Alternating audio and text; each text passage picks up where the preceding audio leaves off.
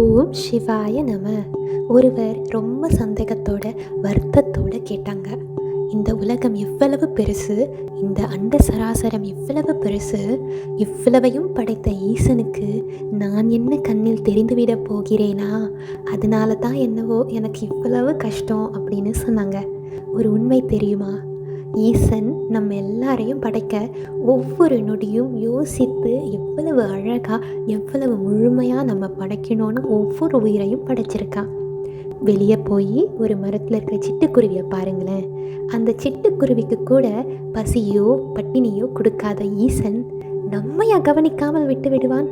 ஒரு சிட்டுக்குருவியை காட்டிலும் 200 மடங்கு பெரிய உடல் கொண்ட நாமும், அதனை காட்டிலும் பன்மடங்கு அறிவு கொண்ட நாமும் ஈசன் கண்களுக்கு தெரியாமல் போய்விட்டோம் அப்படின்னா அது ஈசனுக்கன்றோ பழியாகிவிடும்.